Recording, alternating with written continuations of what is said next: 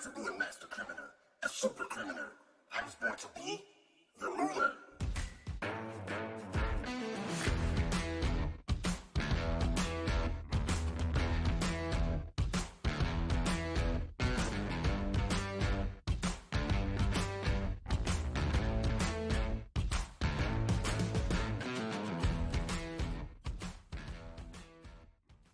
Welcome back and welcome to Season 2, Episode 11 of Me and My Friend Pete. Another Donuts and Dimes production. The podcast where we explore all things the Amazing Spider-Man comic book series. I'm your host, Peter Parker's persnickety pal, Gerald. If this is your first time with us, welcome. If it isn't, welcome 3 times and back once. This week, we're running through the Amazing Spider-Man number 36, When Falls the Meteor. Before we get into it, just want to say I'll be at New York Comic Con this year and I am super excited. With COVID keeping us all housebound the last couple of years, I wanted to play it safe, however, so I'll only be there October 9th. No booth. This is a one-man operation and all. But I will be wearing my favorite Spidey t-shirt that combines 2 great Spidey tales. Spider-Man No More And Back in Black, where he's wearing his black costume and walking out of an alley looking over his shoulder at his classic red and blue duds that he's just thrown in a trash can. If you see me, say hi. I may have a high society pin, or 2, or 100. to pass out.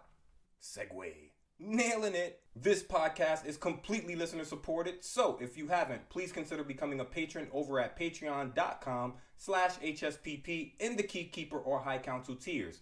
Patrons get a bonus episode every time we release one here. This week's bonus episode sees DC's Garfield Logan's unique ability to shapeshift into any animal imaginable become a full-on epidemic as the children of San Francisco fall victim to the dreaded Sakusha disease, turning the streets of Fog City into an emerald green zoo.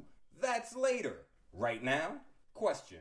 You ever wonder what would happen if a man had the unbridled self-confidence of a Kanye West and none of the ability to make dope beats? Well, look no further as this issue gives us our first glimpse of Norton G. Fester, aka the Looter. We've got meteors passing gas, we've got Gwen Stacy throwing shade, we've got the kids of ESU giving Pete a hate parade, we've got space exhibits and ground and pounds at 30,000 feet, just another day in the life here on Me and My Friend Pete.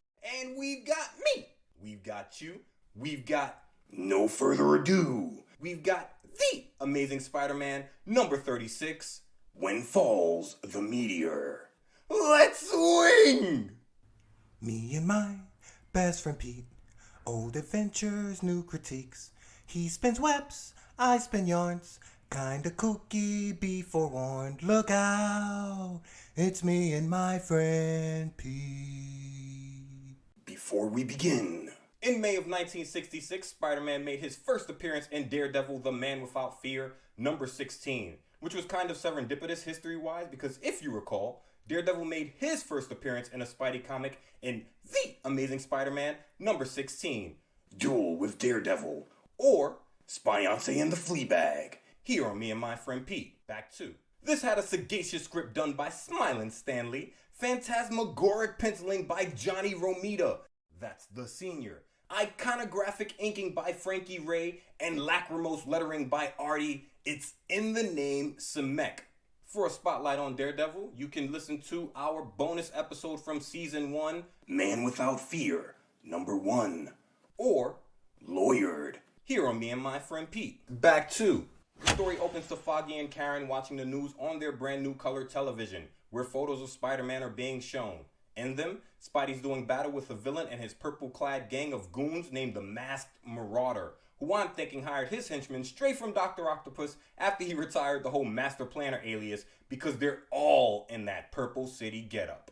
Doesn't matter what they're wearing though, because the King of Swing from Forest Hills, Queens, through 3 panels is putting the first rule of the Golden Liability Playbook to work. Fist! Swing 'em if you got 'em. While Matt Murdock, aka Daredevil, listens to the report wondering if Spider-Man is also the photographer who takes pictures of Spider-Man. He's absolutely right, but then starts thinking zebras instead of horses, thinking he's reading too many fantasy stories lately. Gotta stick to what you think, DD. You hit the nail on the head. Foggy gets Karen upset by smack-talking Daredevil, then apologizes to her saying he just hates when she's impressed by another man. Matt is pressed. He likes Karen too, but Foggy's his best friend, so he doesn't want to make a move that'll step on Foggy's toes. Meanwhile, the purple-helmed, green-caped masked Marauder has a new plan to stop Spider-Man from interfering in his plots. He's going to have every one of his goons dress up as the old hornhead Daredevil and then have them continuously attack our hero so he doesn't have time to focus on the masked Marauder. Making me wonder who's supplying these guys with the materials and seamsters/seamstresses to create such spot-on replicas. But that's a question for another time. Right now, one of the Daredevil fakes proves he isn't a man without fear, stepping up and saying he wants no part of a plan that puts him in a fight with our hero and tells the masked Marauder to do it himself. The masked Marauder's like, yeah?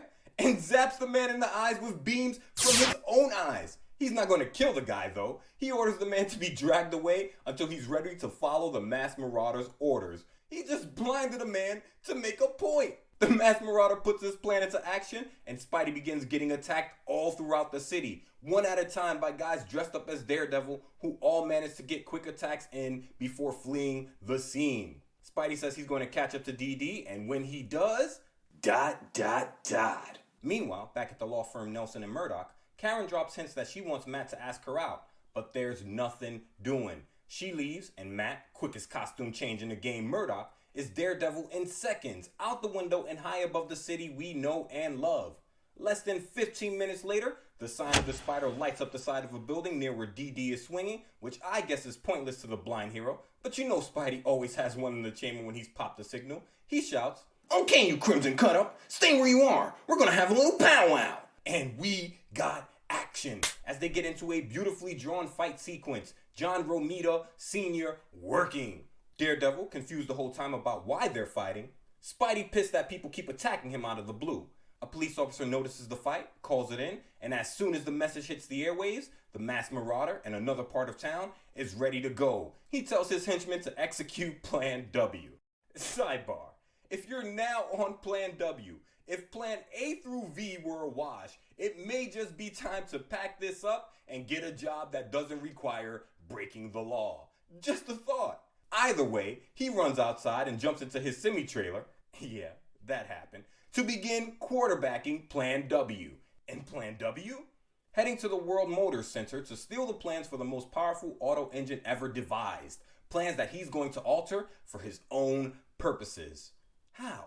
By parking the semi-trailer outside of the World Motor Center and using a large tube that extends from the trailer and up onto the window of the center. Once attached to the window, inside the trailer, his henchmen step into the tube and are shot up using a jet of air pressure through the tube and into the center. 4 of his Purple City goons now in the building, they proceed to the safe and blowtorch it open, grab the plans and head back to the truck where the masked Marauder has just been found by guards who have arrived early on a new schedule. Probably daylight savings time. They scream they've nabbed the masked Marauder. But no! He uses his Visi Blast.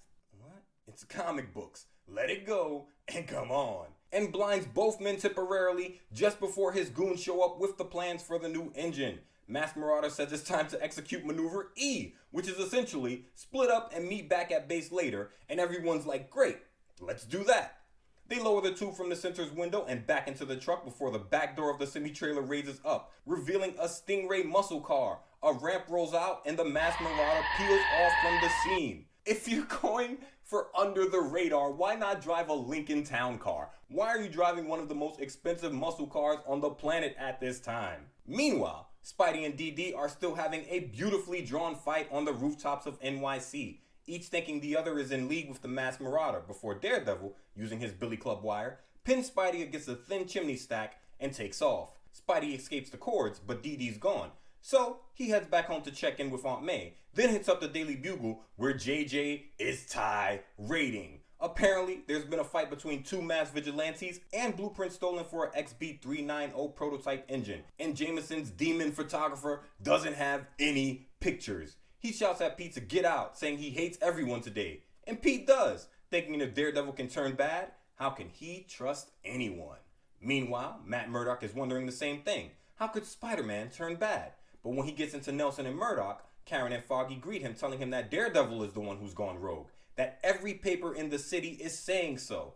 except the Daily Bugle, of course. Of course! The only paper that is absolutely accusing Spider-Man of being the villain. Foggy, hating on both heroes, says he wouldn't be surprised if they were in cahoots with each other, and in turn, the Masked Marauder. Matt tells him he's on one, that this can't possibly be what's happening, but gets a little overzealous, forcing Foggy to tell him not to fly off the handle, and he asks Matt how can he be so sure. Matt, calming down, says it's only a hunch. Meanwhile, the Masked Marauder is trying to decide who to sell these blueprints of the engine to. He's fielding offers from underworld organizations, syndicates, even nations. Meanwhile, Spidey's back on the scene searching for the Masked Marauder, a needle in a haystack stuffed into a big apple, to be sure. And his Spidey sense goes off, letting him know Daredevil's close by. He perches on the sheer wall near the window of Nelson and Murdoch and sees Foggy, Matt, and Karen inside, guessing, of course, that Foggy must be Daredevil. Never mind that Foggy's a husky guy and DD has the build of an Olympic-class gymnast.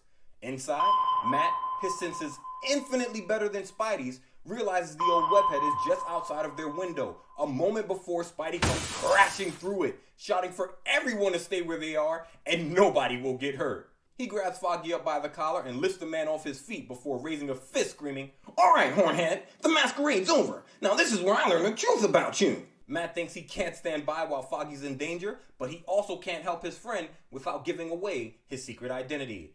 And that's where this issue ends. Foggy, hemmed up. Spidey, play one. DD, caught between a rock and a hard place. And us, moving on to our main episode without a backward glance. The credits. We've got script and editing by Smiling Stan Lee, plot and artwork by Swingin' Steve Ditko, and lettering and stuff by Art, it's in the name, Simek. The cover. The cover of this issue has The Amazing Spider-Man in Spidey New Roman, shade red and a royal purple in a white negative space. Beneath this, on the left side of the page, we get a screen caption box. Spidey as you like him, in college, in trouble, in action, action, action. If they ain't talking my language, I don't know language. And yo comprende español poquito. Or, je comprends français. I know my language. And we get a gorgeous cover shot of this episode's Panel of the Week. from a 180-degree shift in perspective. Stage right, just beneath the screen caption box, we see the looter in a white and purple costume. His eye holes are narrow slits with black lines running north from the middle of the slits towards his forehead. His mask is white except for the area where his mouth would be, which is a royal purple that extends down and around his neck. He's got on a silvery white shirt with purple sleeves, silvery white villain underwear with purple spandex running down his legs, tucked into silvery white boots, and a pair of silvery white gloves. The man likes silver, what you want me to say? In his right hand, he's gripping a purple gun with a shiny goldenrod light pulsing from its barrel. And his left hand, he's swinging it and connecting with the jaw of our hero, the Amazing Spider-Man, who is airborne, suited and booted, both arms wide and outstretched towards the villain, leaping through a scale model of the solar system. The sun blazing behind him stage right, green planets orbiting the center of our universe. Spidey has leapt through their ellipses easily, his body almost perfectly straight. This is a truly beautiful image. Ditko showing off his mastery of anatomy as usual. And I could stare at this for hours, but in the words of Lincoln Osiris, We got ground to cover. let's get into it. Page 1 opens to The Amazing in black sketch lettering and Spider-Man in a sketchy purple inside of a lavender caption box. Beneath this, set in a blue square in a goldenrod screen caption box, the lettering large and stylized red reads, When falls the meteor. I like the way meteor is written here. There are speed lines like it's shooting across the page from left to right. And beneath this, we got action in one of those good old worst case scenarios for the web spinner. He's high above the city we know and love in the shadow of a skyscraper, the buildings in the background gray, his back to the earth. The worst position you want to be in free fall. But you gotta know at this point that Spidey does some of his best work in free fall. His left foot is bent at the knee, his right's kicked out in front of him, his left hand has the finger stretched wide above his head, his right is in a clenched fist. I'm thinking he's about to drizzy maneuver the crap out of the villain he's facing, as we've got the first official appearance of a purple and white clad menace who has his back to us and a large circular green harness on his back that looks like a futuristic camping backpack. Bedroll included. The backpack has 4 rods extending from the middle of the circle in a square shape towards the screen caption box above the 2 foes. And the man has come to play. He's swinging a left cross at our hero and clearly has the upper hand. Beneath them, stage right, we get a goldenrod caption box letting us know who this new foe is. In which Spidey must face the mortal menace of the uncanny looter. We turn the page. Page 2 opens to a caption box.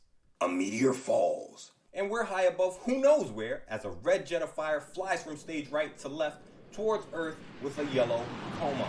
That's the tail of a comet. Past a silver jumbo jet towards a mountain-clad landscape below, where I imagine it crashes into the ground.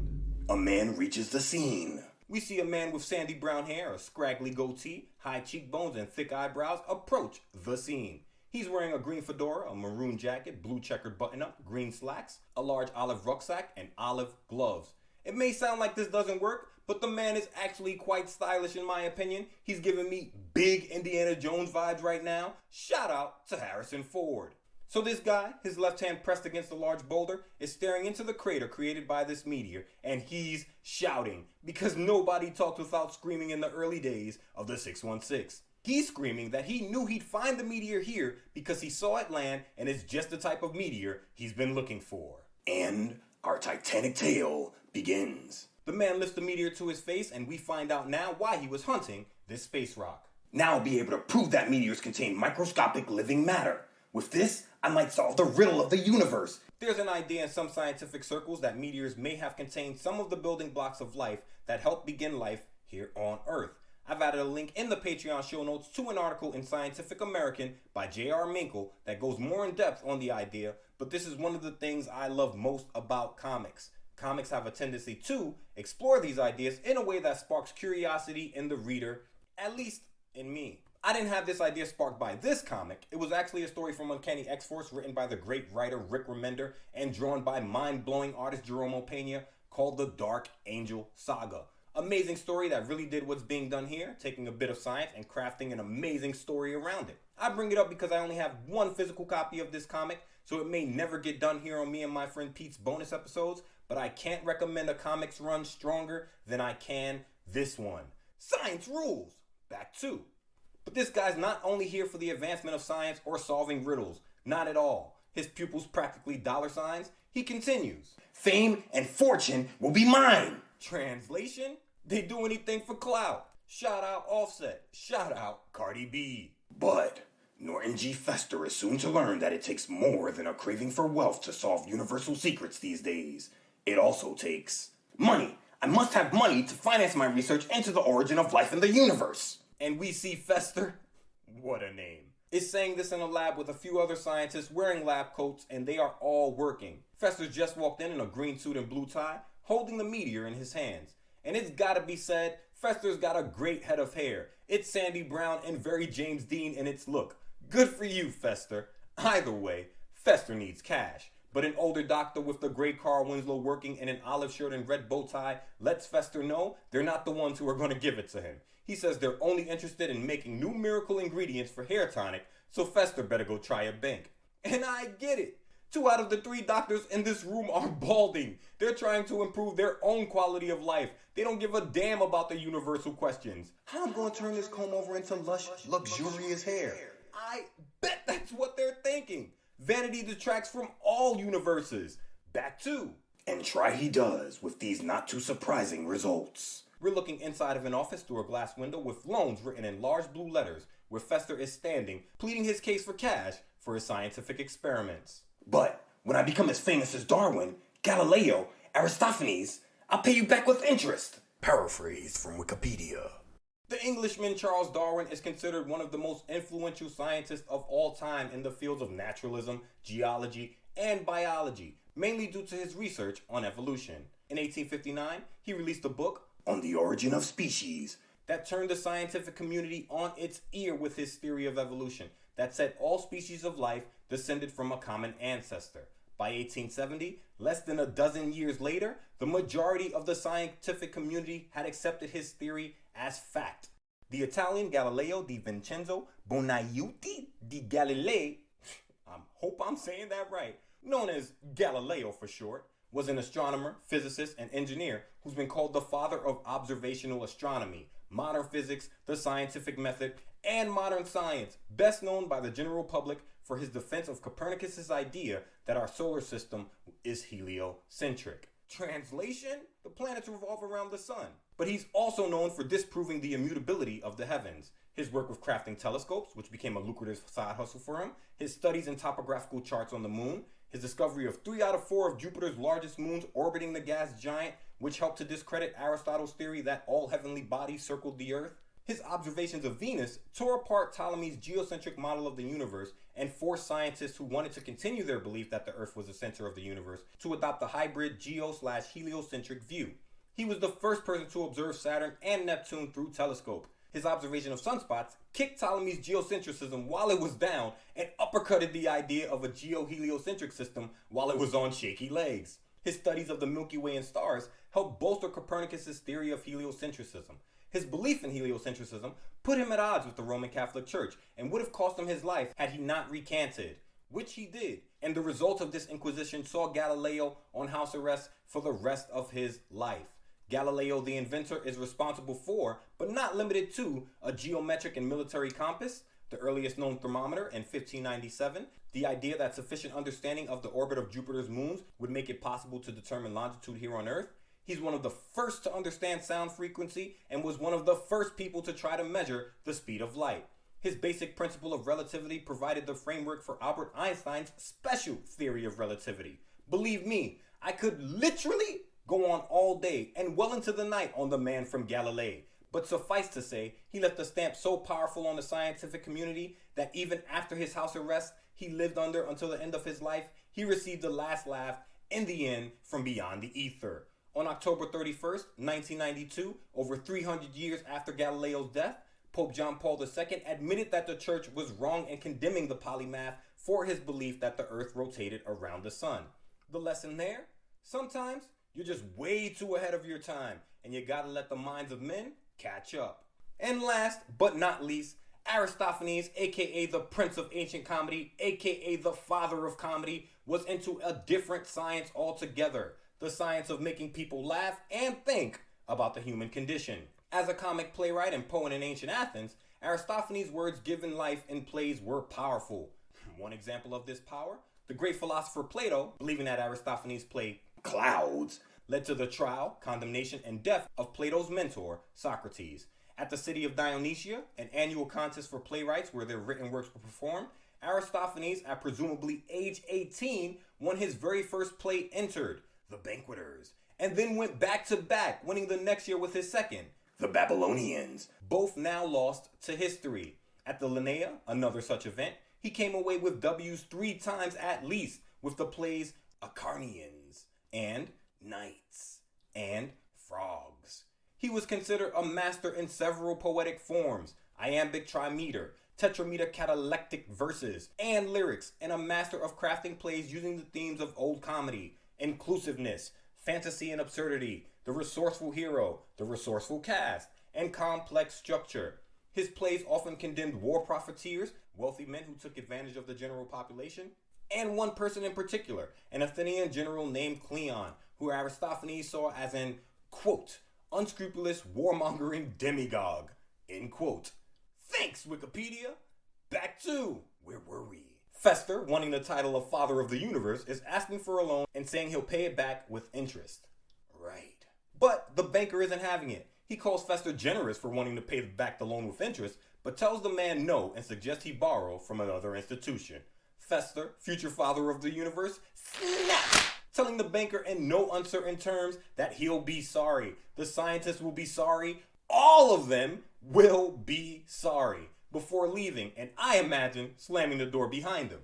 But Norton G. Fester is not the type to take no for an answer. If he were, this would be the shortest Spider-Man tale on record. Fester is back in the lab, now in a white lab smock, green slacks, and brown loafers. He's leaning against the counter with his left hand pressed on its surface and gripping a phone pressed to his ear with his right hand. In the foreground, we see the chunk of space rock he pulled from the crater in upstate New York, oval-shaped, gray, and about the size of a basketball. And Fester, still in search of donors, isn't doing any better here. He's thinking, all my few remaining friends turn me down. They call me a fanatic. A nut. Just because I'm an undiscovered genius. They mock me because I'm too smart to work, too clever to hold down a job. Everyone's jealous of me. And I gotta say, Fez, Few people are going to be jealous of you being able to hold down a job. He shouts into the phone that he doesn't want the person's money and he'll get along without it. Translation? You lose! Good day, sir! Which is good, because I'm sure the person doesn't want to give Fez his money, so everybody wins. We get to the final panel, and the man called Fester truly is becoming more and more oblivious. He throws on a pair of protective goggles, takes a small mallet and chisel, and begins to go to work on the meteor thinking. Listen to what this man thinks. Just because I flunked science in school doesn't mean I can't discover the secret of the universe. I have as much chance as anyone else. Even if I can't raise money for a fancy lab and expensive equipment, I'll just chip away on my own. Maybe I'll accidentally stumble over something. Like Isaac Newton. The man flunked out of science and thinks he's going to stumble onto something like Sir Isaac Newton, who absolutely did not flunk out of science and is considered one, if not the greatest mathematician and physicist of all time. This man is putting himself in the same class as the man partially responsible for developing infinitesimal calculus. When you play with skills, good luck will happen, Fez. Not whatever the hell you're trying to do. And I'm not alone in the assessment. The caption box to close the page reads, You guessed it, friend. NGF is a part-time nut. That's what it says. But even a pussycat like him can have a lucky break, if that's what you want to call this. Page 3 opens to the result of Fez's hammering as he's sprayed full on in the face by a green jet of gas shooting out of the space rock where the chisel is still lodged.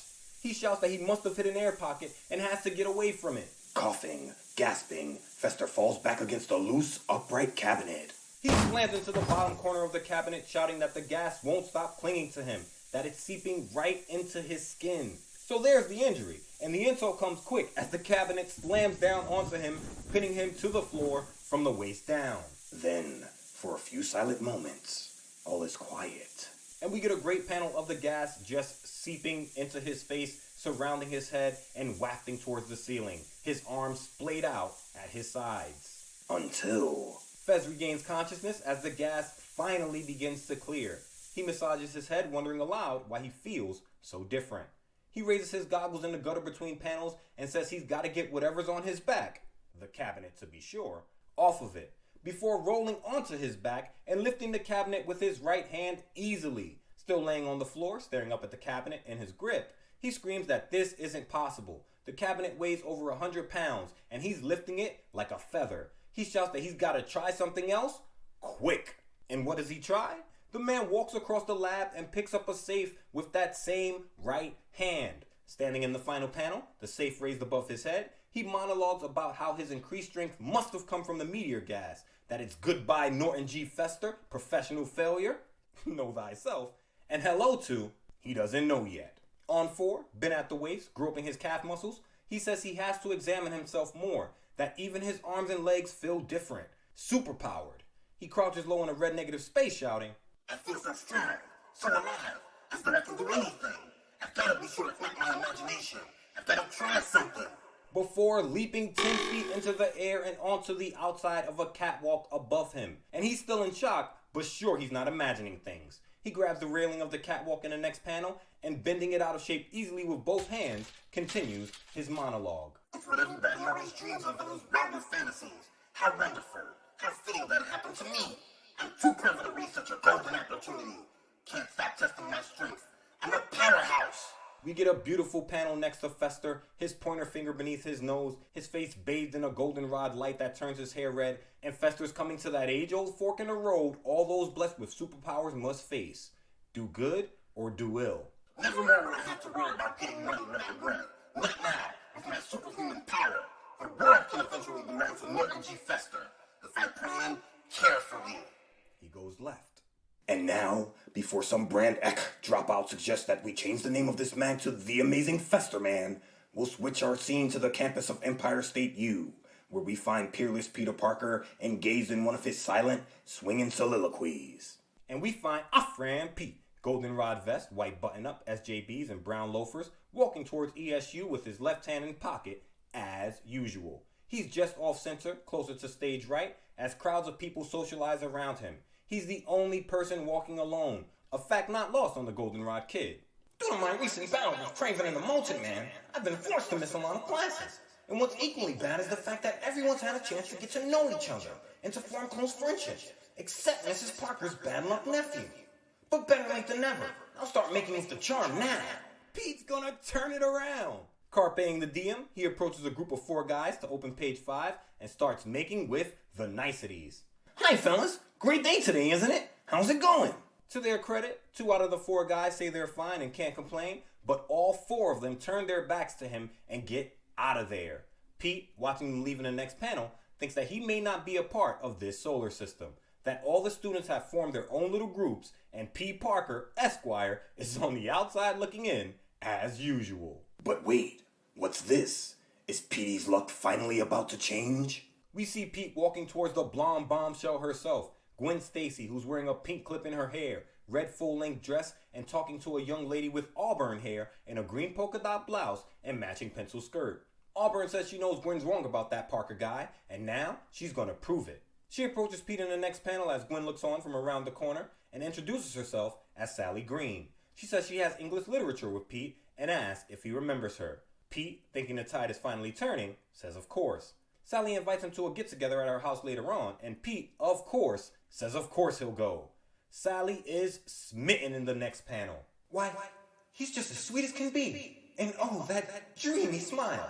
Yeah, Pete with the Crest White Colgate smile. You're back in the game. Sally tells him she's glad he can come, as Pete thinks he's glad no one's luck can stay bad forever. And Gwen, still peeking from behind the corner, puts a hand to her hip and spills salt all on the ground of ESU.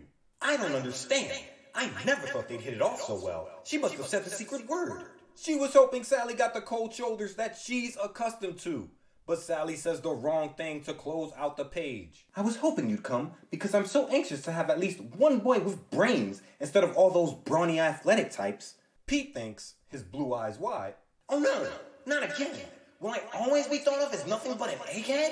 and scowling, opens page 6 with, Tell you what, Sally, if I can make it, I'll let you know. I might be pretty busy tonight. Sally, of course, is taken aback. She stutters through a, Well, alright. before heading back over to Gwen. She says she tips her wig to Gwen, that she thought Pete was finally acting human, but the platinum blonde had him pegged 100%. And Gwen, probably relieved Pete wasn't just snubbing her, says Sally is now welcomed to the club. Pete, walking away from both of them, thinks, I hated to do it, but I had to. I don't want another Betty Brant situation developing again. She only liked me for my brains too, and I couldn't go through that kind of heartbreak again. So Pete's trying to reinvent himself in the eyes of the ladies without the label of having a big brain and heading to a party where every girl thinks he's walking gray matter would be bad for his new image. Okay, Hearts and Flowers time is over. Now, back to the Department of Daring Do. At a Midtown bank we find... We're in first-person mode, watching what looks like our hand push open the doors to said bank as a security guard, with civilians inside looking on, says we can't come in because it's almost closing time. But whoever we are in the first-person perspective replies, On the contrary, I can. before the camera shifts and we see we were, for a brief moment, the looter. Shouting he can do anything, he drops the guard easily with a left straight punch. Before, to the astonishment of the watching crowd, leaping 15 feet into the air, over the counter of the bank, landing on the teller's side, thinking, It was a stroke of genius to employ this costume, and the name Looter. The shock value alone earns me precious seconds. This gives me the ready cash I need. he begins stuffing a brown sack with dollar bills. The bag filled, he leaps back over the counter and onto page 7, the sack in his left hand, and pulls a ray gun that fires a beam of blinding light from who knows where. He probably got it from the masked marauder. As people cover their faces, he bolts out of the front door of the bank, leaps onto the hood of a yellow taxi, and lets off another round of light into the neighborhood.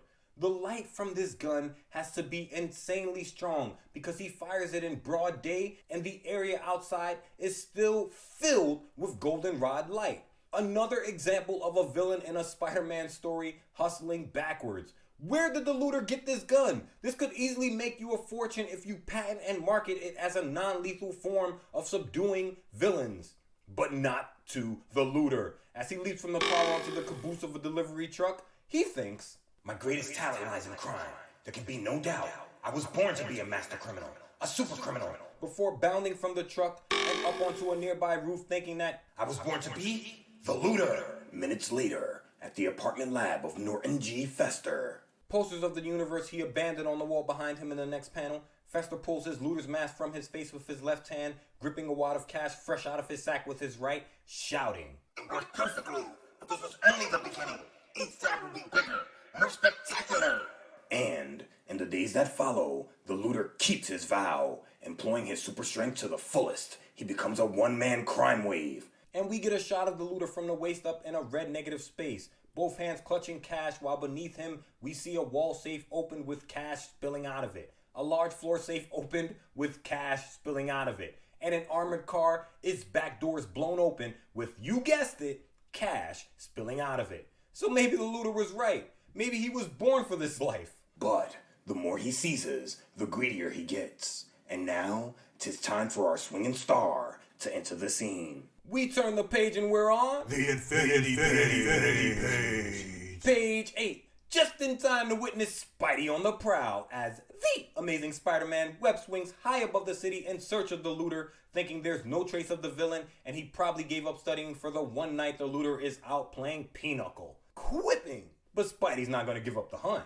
But I've got to find him, sooner or later. If he's as dangerous, as superpowered as they say, I'm one of the very few who might stop him.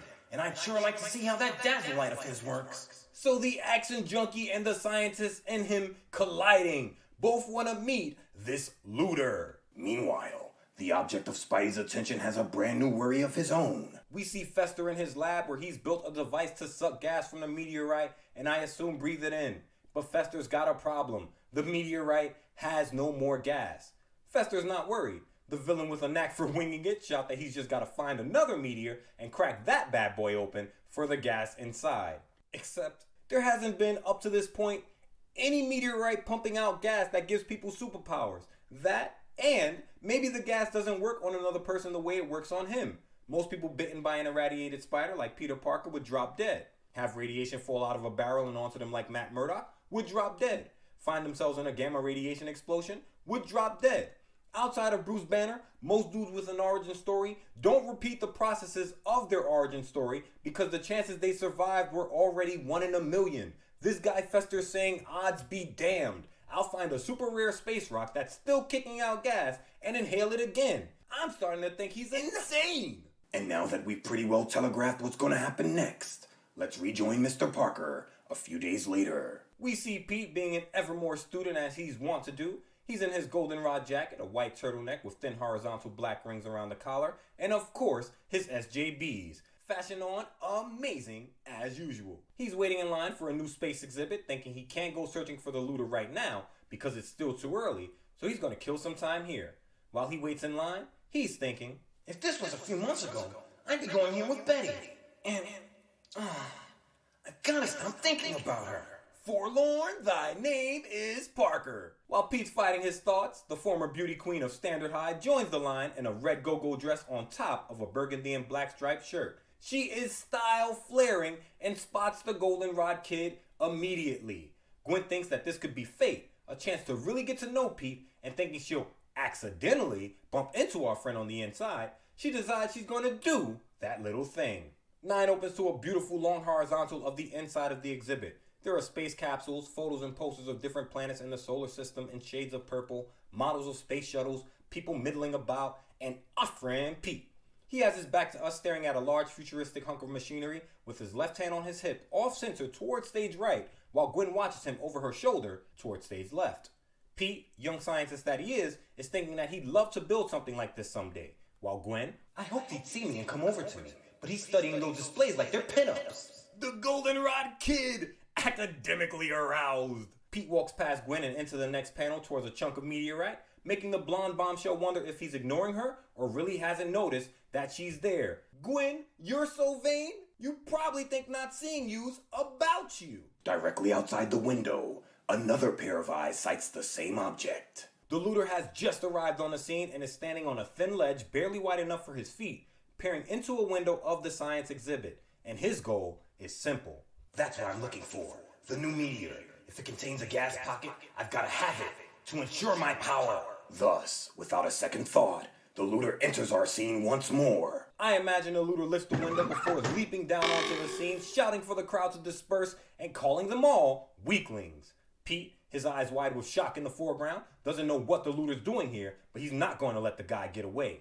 He sprints into the final panel, past Gwen again, thinking, Peter Parker can't tackle him. I've got to change to Spider-Man. while Gwen thinks Pete's an unmitigated coward, that our friend is frightened and running away. Gwen, if you only knew. On 10, the looter gets right to work. As the crowd breaks for the exits, he races forward and hits a security guard with a left hook that connects with the man's face so hard, his whole head disappears behind the impact effect. It is a hilarious panel. Ditko, big W. But he's just getting started. The looter hops over a small one-man jet, thinking he's going to grab the meteor and make tracks, before a voice from off-panel shouts, Hold it, Looter. Your running days are over. The looter asks who said that, but gets his answer before the sentence is done leaving his mouth, as the sign of the spider lights up the wall and floor in front of him before the golden liability makes his presence known. The looter wonders what Spidey's doing here a second before we got action. Spidey leaps towards the looter, shouting that they've got to get to know each other better. But the looter, springy in his legs himself, leaps back screaming. I know all I want to know about you. Out of my way. And when Spidey doesn't move, he cracks our hero with a left that connects with Spidey's jaw with so much impact, he flips head over feet. The looter repeating, I said, out of my way. Spidey, agility on, Hall of Fame first ballot, lands on the fingertips of his left hand and shouting, I heard you. cracks the looter with a right that sends the villain reeling. But while the looter's lost his balance, Spidey thinks that the villain may be stronger than he is and he'll need his wits as much as his power in this battle. And he's not wrong, because page 11 opens to the looter regaining his balance. He may be a crap scientist, but the man clearly has spent some time in the boxing ring. He cocks his right fist back to feint, then throws a snap jab connecting with Spidey's nose, shouting that Spidey was looking for trouble, and he found it. But Spidey eats those, and answers the left jab with a left straight of his own, whipping. Thanks for the advice, Masked Man, but I still prefer getting it from Dear Abby. Dear Abby, created by Pauline Phillips and now run by her daughter Jean Phillips, is an advice column here in America that has been running since 1956.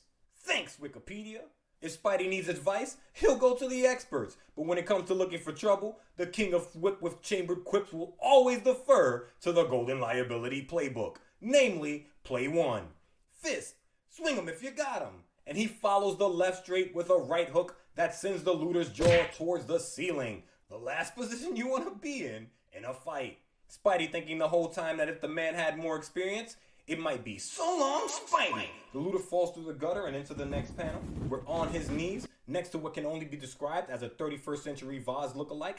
Tip the vase over. Spidey shouting, Hey, look out! That's worth a fortune! but the looter, as predictable as villains come, asks Spidey why that would be his concern. It's Spidey's though. He's a lover of the arts and sciences. He leaps forward, grabbing the expensive flower pot with both hands, leaving himself open to a right straight from the looter. The SFX in the background summing it up perfectly with a clip. He has just clipped the Golden Liability. Spidey's head jerks back, but he's got the grit and always commits, so his jaw stays tucked as he thinks the looter outmaneuvered him.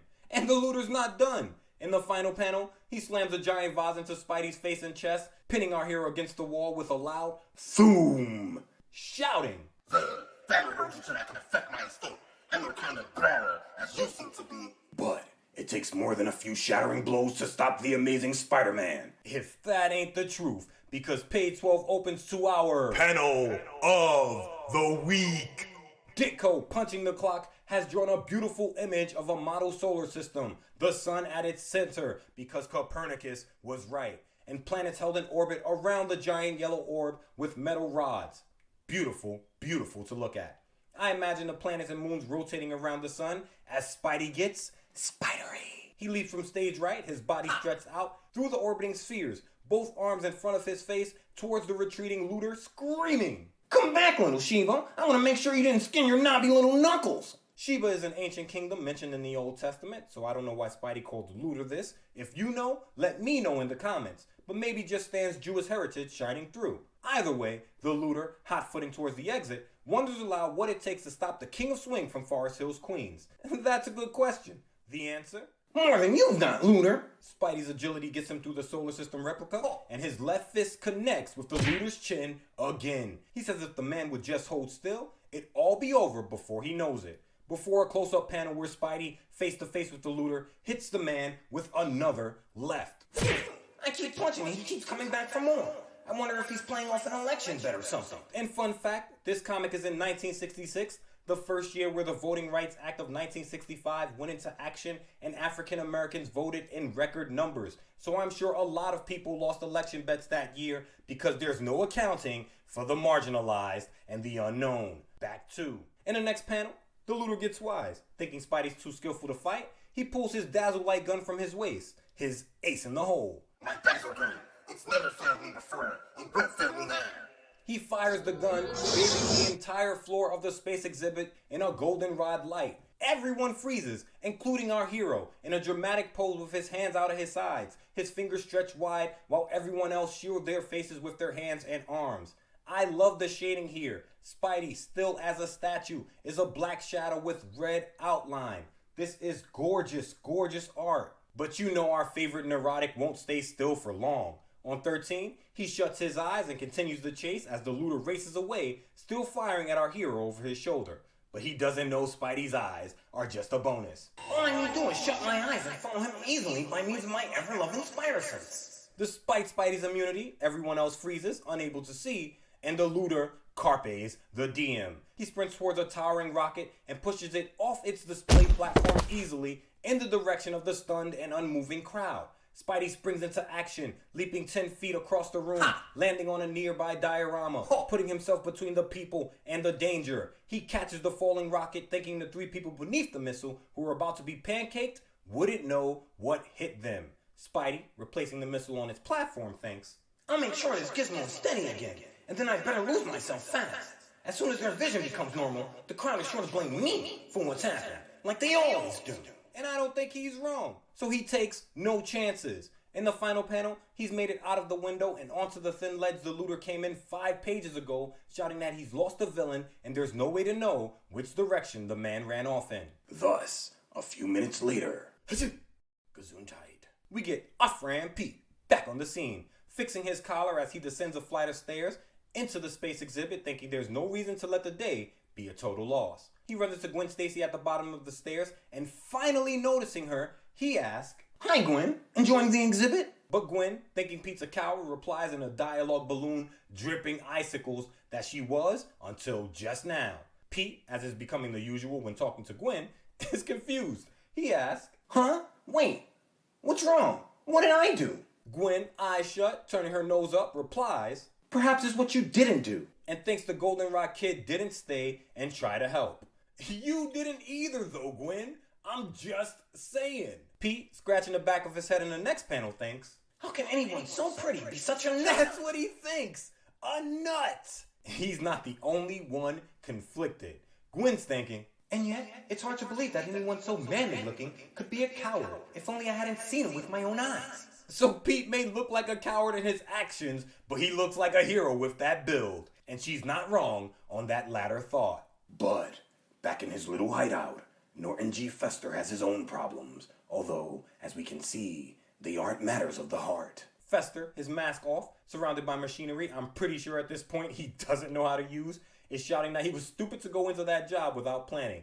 That now he's going to plan carefully, leaving nothing to chance. But if you recall, when he first got the powers, he said that he was going to plan carefully and leave nothing to chance.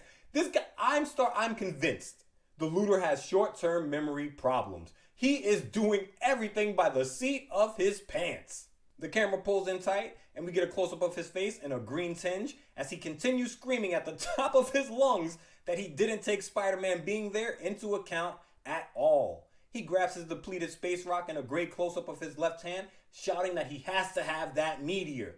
And scratching his chin with his right, his left hand on his hip, he finishes his manic monologue. And have it I say, but this time I'll set my plans carefully. I'll be prepared for anything. Again, short-term memory loss. 5 minutes ago, he screamed the same thing.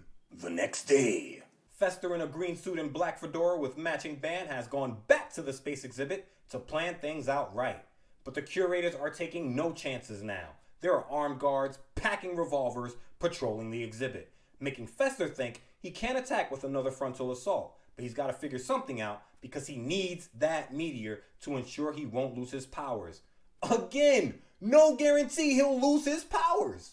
And while Fester makes his plans, Pete's on the scene. The scene? ESU wearing a white button-up and SJBs. He's walking through campus with a book in his hand as Flash, fashion on trash as usual in a green shirt and tan slacks, grips a football behind him stage right. And stage left, Gwen Stacy in a gray dress and purple and polka dot blouse stands with Sally Green, who's wearing an SJB colored blouse. Flash, peacocking, shouts towards Pete's back. "Hey, Puny Parker, none of the other guys are here yet. How'd you like to toss the old pigskin around?" Pete replies, Can't stop now, Flash. Anyway, if I outthrew you, you'd have a fit. but Flash probably wouldn't. I'm sure he'd take being outthrown the same way he took being knocked out cold when he and Pete threw the gloves on and fought one-on-one in the ring.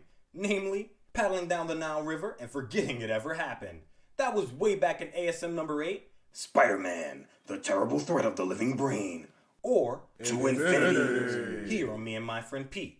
Back to Gwen, listening in, throws her head back, her chin towards the heavens, the best position you want to be in when coming for the Goldenrod Kid. And she says, Peter Parker outthrowing Flash? That's the funniest thing I've heard all day. Pete, his eyes narrow, having enough, he is glaring at Gwen. He says, Tell me, Gwen, what did I do to become number 1 on your hate parade? like, please tell me, we've barely spoke. Flash, grinning so wide his cheekbones look like they're about to explode, says everybody wants to know. And Gwen, used to the spotlight, knows how to work a crowd. She says maybe she'll tell them sometime when she's not busy laughing. Pete, over the dog and pony show at his expense, says not to let him stop her and gets out of there, thinking as he walks away, Why do I always get interested in girls that can't see me for dust? because Goldenrod, because. Because what? Shut it, you! Flash, putting a cherry on top of the conversation, says, I admire your good taste, Gwen. If you gotta hate somebody, Parker's the perfect choice. A short time later, we find Puny Parker in a somewhat different guise. Gesundheit. and the golden liability is back outside the space exhibit, his legs bent up near his chest as he grips web lines in both hands, staring into an arched window from above, thinking. The looter had a reason for coming here before, but he left empty-handed. So whatever he was after is still there, which means there's a chance he'll be back. Before racing along the sheer wall of a building diagonally, still clutching a web line in the final panel with both hands. It's probably still too early for him. I'll race home so Aunt May doesn't worry about me, and then I'll return here after she's asleep. We haven't seen Aunt May in a minute now that I think of it. Can we get some screen time for the most loving of comic book caretakers? Back to. But the looter doesn't show up that night, nor the next, nor even the next. However, at the end of the week, when the exhibit is about to close, we find The looter's finally thinking with his head on straight. He's rocking the futuristic green camping pack from Splash Page 1, bedroll included, on his back, and he's on a ledge above the loading dock in the back of the Space Exhibit Museum, where a delivery van sits waiting. The looter's thinking, I knew my chance would come if I waited long enough. They're about to move the exhibit. My timing is perfect.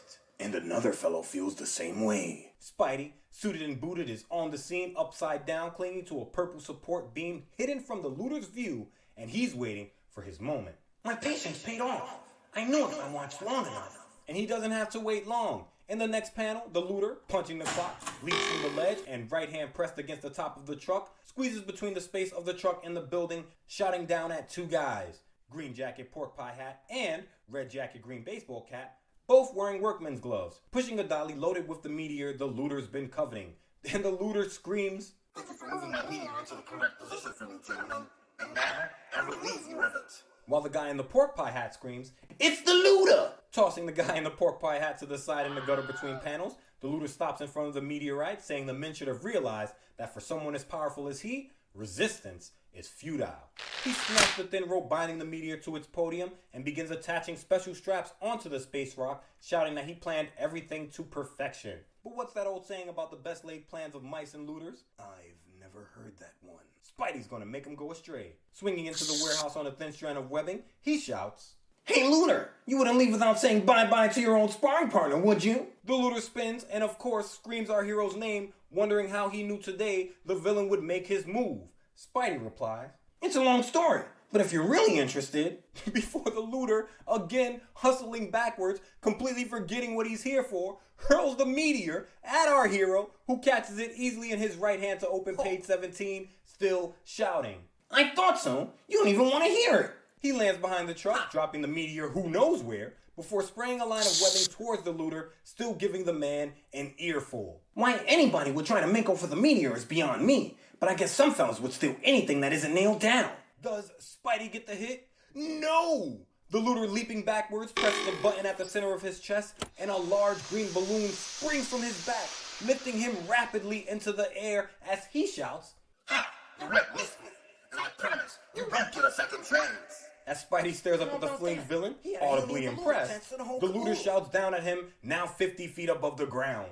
But he's gotta be quicker than that. Spidey, probably glad he finally gets to fight in the sky again, gives pursuit, leaping 15 stories up and onto the sheer outside wall of the space exhibit's building in 2 hops, shouting. Don't crow too soon, playmate. I'm not tossing in the towel yet. The looter shouts down at the webhead that he still won't be able to reach him, but he doesn't know that Spidey does this. I imagine Spidey is on his John Wall right now. I'm him. He leaps from the sheer wall and across the street onto another, telling the looter that Spider-Men are a hardy breed, before hopping off the wall and onto a flagpole, sans flag. He bounces off the thin rod, both arms stretched above his head. In the final panel, the looter's feet the only thing we can see of the man as our hero shouts, Geronimo! And if nothing else, this is the moment where I realize the looter is dripping with supreme confidence. The King of Swing rocketing towards him to open 18, he calls Spidey doomed, says that our hero can't reach him and that Spidey's going to plummet to the ground. But he doesn't know the second rule of the Golden Liability Playbook. If fists don't work, there's always the shooters. And Spidey, whipping from both hands, is about to teach the man the lesson. His webbing snags the looter's mini hot air balloon, and we got action. Attaching the webbing in his left hand to the bottom of his left foot, still gripping the other strand with his right hand, Spidey shouts, Okay now, looter. Push the down switch or whatever works that nutty balloon, and let's get back to Earth. And the 2 men punch the clock. Spidey throws a left cross, the looter throws a right, but both of them miss. It doesn't matter. They're just warming up. The momentum from Spidey's punch spins him around, but he won't let that stop him. He switches the hand gripping the webbing and swings behind him with his left, connecting with the looter's jaw. But the villain is proven to be fortified. He eats the blow, swinging a right at Spidey's exposed ribcage, screaming. The odds are on my side. You can only use one hand. And he's right. But Spidey, switching hands again, spins back around and the 2 throw right hooks at the same time like the ending of Rocky 2. Both missing, Spidey screaming. I only need one hand. One blow is all it'll take. The looter replies that Spidey will never get the chance. And he may be right, because in the final panel on this page 18, in a goldenrod space, his back to the earth, the looter only legs rising stage left, Spidey thinks, My weapon. It couldn't cling securely enough to the smooth surface. I'm falling. as his webbing detaches from the slick surface of the balloon. The looter shouting and laughing the whole time that he warned him. But Spidey is old hat with his aerial attacks and snagging the looter's left ankle with his left hand to open 19, he tells the villain not to start gloating yet. Of course the looter tries to kick the spider loose with his free right leg, but Spidey is already in his bag. The Birkin? Nope, his doctor's. Why? Because he gets surgical. With agility that make Miss Biles proud, still gripping the looter's left foot, he backflips in midair in a goldenrod space, shouting, Have you ever considered medical help because of your antisocial tendencies? Before knees bent, mounting the looter around his waist like MMA great John Bones Jones, still talking his smack. Why is it that everyone I fight is overflowing with neurotic hostility? You really want to talk, Spidey? The looter blocks Spidey's first left hammer fist thrown with his right hand, screaming. You must be mad, talking that way when you battle for your life. But he doesn't know Spidey. Spidey replies that he must be mad to be in this lifestyle, period, and cracks the deluded villain across the jaw with a left hook, and begins the world's first aerial ground and pound 200 feet above New York City. I imagine in the gutter between panels, he gives the looter a right hammer fist next, then another left, and one more right, before we're allowed into the final panel where Spidey is still quipping, despite the looter having gone silent. I'm not even entitled to fringe benefits. I don't get Social Security or paid vacations or even a Christmas bonus. But it has its compensations. I get lots of fresh air and I'm my own boss. Say, I'm not boring you, am I? Spidey is his own man, his own boss. He throws one final left hook before shouting, Son of a gun! I think he fell asleep on me. how sad. This fight is over. On 20, Spidey says if the man isn't gonna play anymore, you knocked him out cold, Spidey, what do you want? Spidey says he might as well see who the villain is, and pulling the mask from Fester's face adds insult to what I'm sure are a fistful of injuries. No wonder he wore a mask. He sure wouldn't cop any beauty prizes, but I never saw him before in my life. Called the man ugly in a roundabout way. He clambers onto the unconscious looter's back and, saying the police will be able to identify the culprit, begins letting the air out of the one-man blimp. As the balloon descends to Earth, Spidey and the looter in tow, Spidey wishes aloud that he had a livelier playmate. Spotting the police below, he leaps from the balloon and onto a sheer wall of a nearby building. Scrambling up onto its roof in the gutter between panels, we get a great shot of him in the next, on the rooftop, the sign of the spider shining from his belt onto the unconscious looter on the street below, splayed out like a crime scene chalk outline, his parachute unfurled on a building beside him, as Blackman, Bowtie Charlie, and Ike the police officers race forward to apprehend the deluded deviant. And Spidey's thinking, I still don't know why he wanted that meteor, but I'll read about it in the paper tomorrow.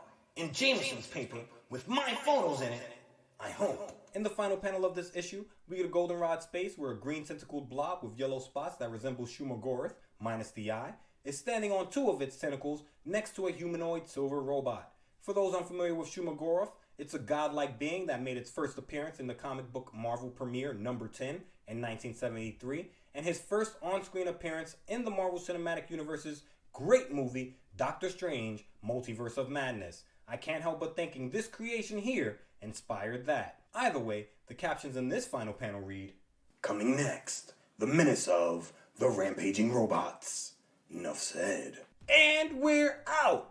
Another classic tale with great art from Marvel's premier dynamic duo, Lee and Ditko. I'm glad we got more of Pete's personal life in this one. I was missing it a bit last issue, and I'm really enjoying the dynamic between Pete and Gwen. I have to admit that I'm hugely biased when it comes to Pete's love interest because of the relationship he was in when I began reading the character. But much like the damsel never in distress Betty Brant, Gwen is proving why she has endeared herself to fans all these years. I really enjoy the Looter character as well. This is the first time I can recall ever reading a story with him in it as a villain. I think we all know somebody who thinks a bit too highly of themselves. If you've been here, you know I believe in self-confidence and self-determination, but that has to be tempered in knowing your limitations and then working towards breaking them. The Looter is not that guy. He wanted to be great, but didn't believe the work was a part of the process, and let me tell you, if I've learned anything in life, it's that, like the great Marcus Aurelius said, the struggle becomes the way. If he persevered through lack of funding and support, through his own lack of knowledge, and yes, through his own ego, he may have found himself in the position to be the premier mind in understanding the origins of the universe. But a little bit of power put that idea to rest, and he chose instead to take that left fork in the road. The choice was his to make, but I'm going to go ahead and say it may not have been the best. Next episode, we run through ASM number 37, Once upon a time, there was a robot. which gives us the first appearance of the deadly robotics master Mendel Strom, and the first official appearance of a one Norman Osborn. And we've got Spidey battling robots. So my people, it's what we came to see. That's the main episode this week. And that's true. That's the main episode, but there is more Me and My Friend Pete available for your listening pleasure right now.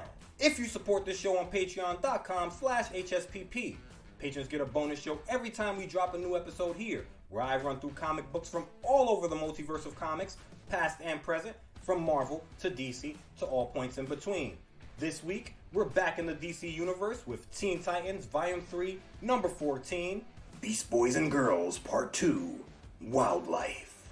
Question: what happens when the rare disease that gave Garfield Logan the power to shapeshift into any animal in the known universe becomes an airborne virus that begins infecting the children of San Francisco?